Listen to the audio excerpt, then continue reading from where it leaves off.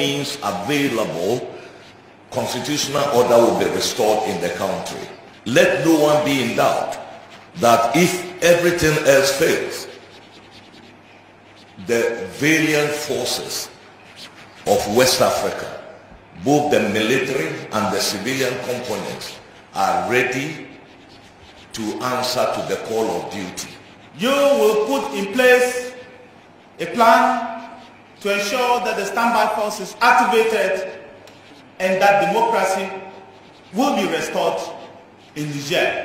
If presidential guards in Guinea and Niger, I'll use the word, take hostage their president, nobody, and let me repeat, nobody in West Africa is safe. Alors déjà, premier constat, les absences remarquées des chefs d'état-major du Cap-Vert et de la Guinée-Bissau qui s'ajoutent à celles plus attendues de ceux du Burkina, du Niger, de la Guinée et du Mali.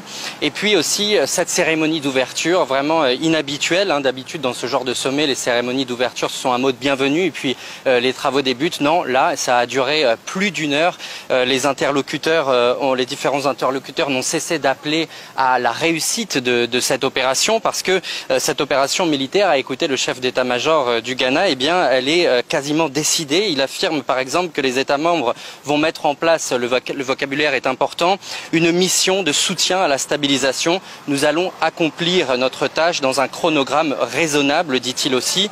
Le chargé d'affaires politiques de la CEDEAO, lui, explique que la force en attente a déjà assez d'hommes, qu'elle a des ressources propres, qu'elle n'a pas besoin du soutien des Occidentaux, même si une aide étrangère serait bien sûr la bienvenue. Enfin, l'ouverture de ce sommet a également consisté à une pédagogie, une longue pédagogie évidemment pour répondre à toutes les critiques contre une éventuelle intervention.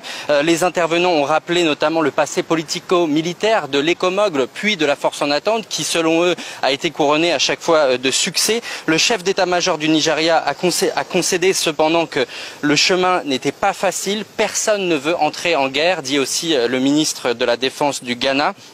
Mais aujourd'hui, a-t-il dit au chef d'état-major, vous êtes devant l'histoire. Si cette junte reste au pouvoir, plus personne en Afrique de l'Ouest n'est en sécurité. Il demande à plusieurs reprises aux États membres des moyens financiers et humains. Et il conclut, vous devez permettre à nos peuples de pouvoir continuer à choisir leur leader. Bonjour, je m'appelle